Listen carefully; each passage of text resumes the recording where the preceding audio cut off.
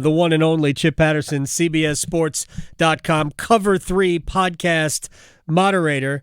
And apparently there's some, underlying dispute between Chip and Victoria. She's always off, apparently, on Wednesdays now. Is there anything we need to know about? I listen, one of us continues with consistency. I mean, sometimes we do need to alter the hour. Right. We got Champions League football today. The other one has control over requests for time off. I think she's ducking me.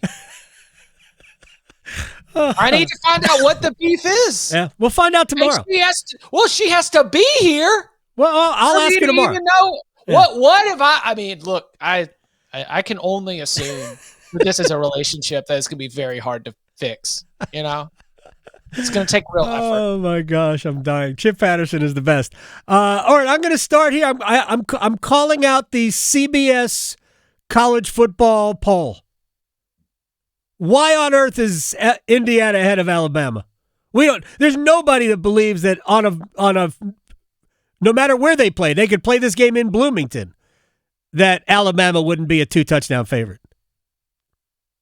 Well, why do you rank teams then? Why do you even play? If everything's going to come down to what the odds makers say the spread would be, then why even play a single football game between any of the 134 FBS teams if the odds makers are going to already tell you the way it's going to be? I mean, why even have rankings which might take into consideration what has been earned on the field if you're only the only number we're going to put beside you is what you are in a power rating? Because everyone loves the fact that the Florida Gators, right, if we were only working in a power rating world, right, might be a top 25 team. No, really? Is that what the metrics say?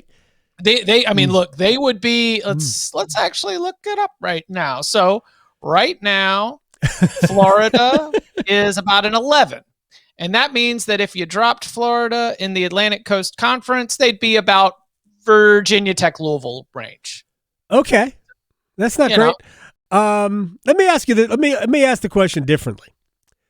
Who do you think would win a game between Indiana and Alabama?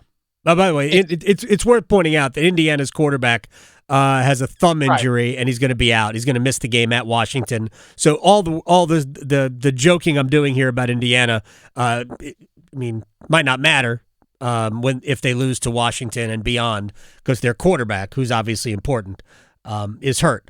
But given full health, would you take Alabama or Indiana? Last week, last Saturday, Indiana would have won that ball game.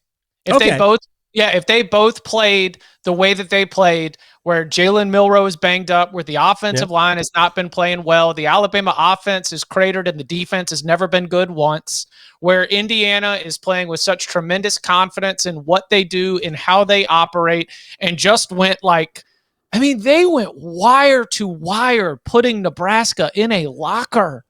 Nebraska? It was like Tom Osborne's Cornhuskers? I'm sorry, I'm not buying Nebraska, but you're right. Indiana's playing very well. Yeah, because it's the who you play, how you play. Right. And the way that Indiana plays is ruthless, relentless. We keep our foot down and we break you. They do not. And that's the thing, is even in Alabama, in some of the wins, has, they get out to the huge lead against Georgia, then they blow the lead. And then they need the heroics from Ryan Williams at the end. The line in the sand that you put on Alabama's season is you look from the beginning of the Georgia comeback to where they are right now, and they have not been particularly impressive. No. And they are very banged up right now at the quarterback position, and Milroe looks bad. He did not look good against Tennessee. I watched that game with Ernest. I was interested in that football game. Because I thought that was going to be fun, and it wasn't as much fun. It was not a fun football game. It's terrible. No, I didn't like Tennessee either. Tennessee's in the same way. Yeah.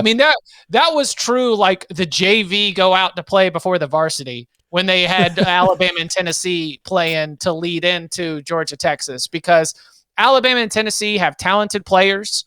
and individuals that are excellent. Yeah. And Tennessee's defense as a whole, I do think is very, very good, but both offenses are just a mess right now. Right. And look, again, Indiana, crisp, like not a mess. They know what they're going to do. Right. When Vanderbilt beat Alabama, it was because Vanderbilt had a plan and they followed it like absolutely to a T. And I think that Indiana could bring that same approach. So if they were to play, not with Taven Jackson, the Indiana starter for this week when Indiana plays against Washington, but if they had played last week and it was the same team at the start of the game for Alabama and Indiana, I think Indiana would have won that ball game. Chip Patterson is here as he is on every Monday. Of course, a little bit earlier this time because we have Champions League football, Liverpool at Leipzig. Looking forward to that. There's some great matchups today. Has the Big Ten overtaken the SEC in quality at the top?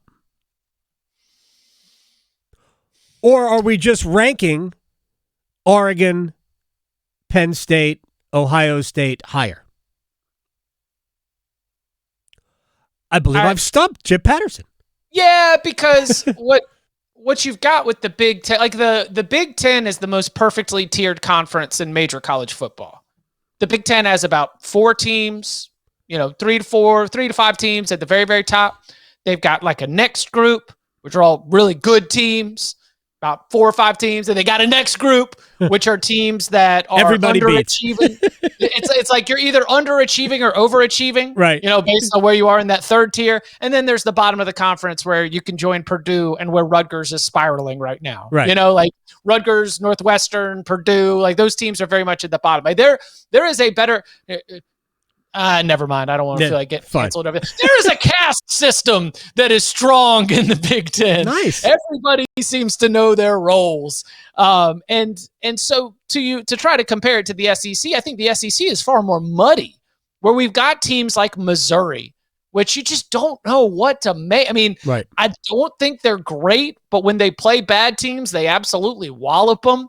You've got teams like Oklahoma, which the offense is broken, but we know the defense is still good and can play well even against the best teams in the conference. I mean, Arkansas is a total head scratcher. They've got a win against Tennessee, but they've got a loss to Oklahoma State. So I would just say that comparing Big Ten to the SEC, if you just look at the top, they just haven't had their best teams all play each other. We've gotten Ohio State to play against Oregon, but Ohio State still has to play at Penn State. Penn State has yet to play a real heavyweight. We thought it was going to be USC. That USC is not that heavyweight team. They had a good win against Illinois, but I'd argue Illinois is, not one of these teams you're going to argue for as definitively being one of the best teams in the country. So, yeah, the Big Ten can match the SEC in terms of cards it can put on the table, each card representing a team that can go up against anyone in the country and give yourself a chance in any postseason play, whatever format you wanted to. They could go out and you'd feel confident that they could represent the league well. But I don't think that just because those teams are all at the top of the rankings right now, I guess you're on CBS Sports 134 where those 3 are all at the top. I think that is because the other the teams in the SEC have all kind of beat up on each other. Rankings to an extent, yes. Rankings in October 23rd are such a snapshot. Oh, yeah. They are a Polaroid, or I guess Polaroid doesn't fade away, but you know what I'm saying. It does if you leave it up enough. Leave it up enough. I just feel like it's very much in the moment rather than a representation of the full football strength of both conferences. I think we would still sit here today and say that more SEC teams would make the field of 12 than Big Ten teams. Yes? Yes. The Big Ten having, upwards of, 4+ teams is going to be really reliant on the Indiana story continuing deep into the season, where Indiana is able to get through without Curtis Rourke against Washington and maybe against Michigan State. And then he comes back. They're able to beat Michigan. They take a loss to Ohio State. They finish out the year with a win against Purdue. You look up, they're 11-1. And the College Football Playoff Selection Committee has for a long time been very much a loss column sorting machine. Mm-hmm. And so Indiana is like one of your last chances to have another team join those sort of big 3 that we've identified, the Oregon, Ohio State, and Penn State. What I'm just curious, why do you think Pitt isn't getting the respect that Indiana's getting?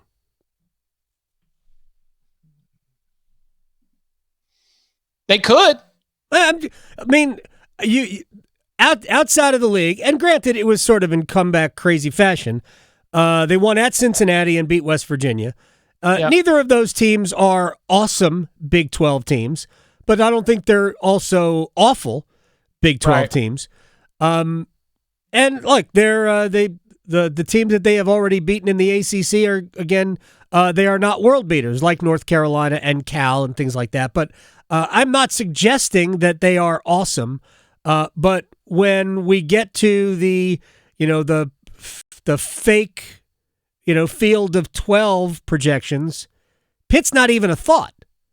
And I just don't see it. I mean, I think Indiana's better than that. I'm not lying, right? I'm not trying to make up a story here, but undefeated at this point in the season from a major conference should at least give you some sort of, we're keeping an eye on this.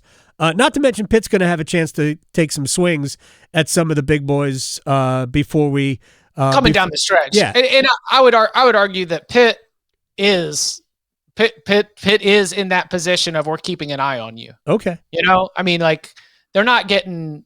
Let's see. Are they still under? They ain't getting the Liberty treatment, Adam. Okay. Because Liberty's still undefeated. Yes, they are, but they don't play. As no offense to the to the American, but to Conference USA. Not exact. I mean, you can say maybe the same thing about the ACC. All right. Pitt's getting slotted ahead of Army and Navy. Pitt. I would say that Pitt is a big, thunderous result away from being treated very differently. BYU had that thunderous result, right, when they beat Kansas State in Provo. I think that for Indiana, it's been the way that they've just been dusting Big Ten opponents. I mean, I don't know if they've gotten a single result against a Big Ten foe that's been within single digits. And so for Pitt, which did have they're fortunate. They're lucky. They're lucky to be undefeated. I'm not lying about that.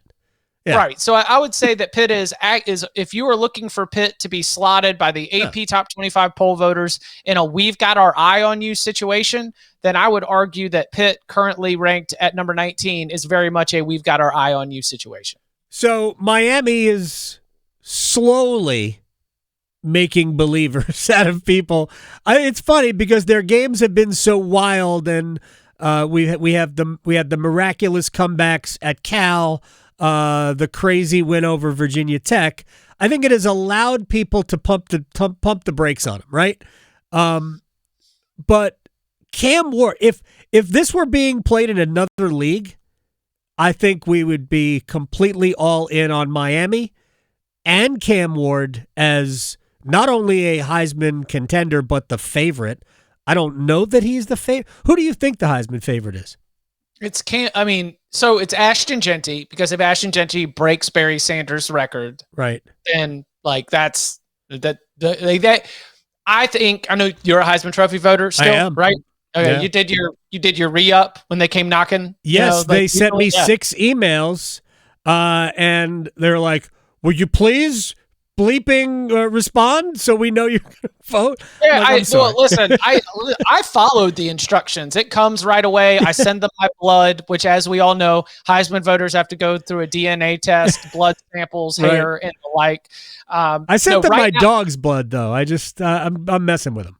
But I think that you are creating.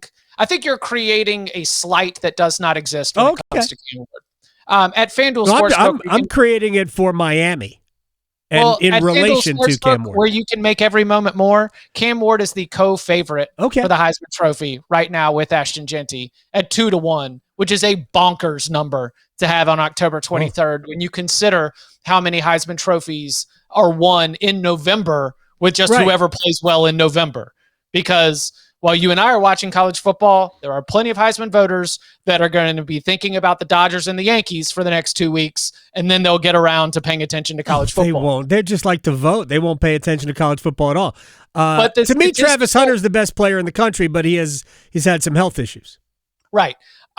the statistical argument for Cal is undeniable. Not for Cal, for Cam Ward is undeniable. He is the most prolific quarterback in the country. He is putting up numbers that are in line with Jaden Daniels and Caleb Williams and all of the recent prolific Heisman Trophy winning quarterbacks. He is leading the number one offense in the country for a team that is undefeated and competing for a national championship. Cam Ward is your Heisman prototype, which is why the fact that Ashton Jeanty is such a comet is the only thing that makes it more of a co-favorite type scenario. But I think everyone recognizes that Cam Ward is that dude. He is QB1 in the national conversation. And so okay. I think he is being treated rightly with respect. I think the team as a whole is being penalized because they need a 25-point fourth quarter comeback because you look at the end of that Virginia Tech game and a lot of people were like, I don't know about that. And so that's why you're not seeing, Miami getting thrown into that who's the best team in the country conversation. And you honestly are not going to get Miami thrown into that best team in the country conversation unless those other teams take losses. Miami continues to win. I think Miami is awesome. I think that they are going to put an absolute number on the scoreboard against Florida State this weekend. They certainly could. And I am I'm interested to see how that all plays out.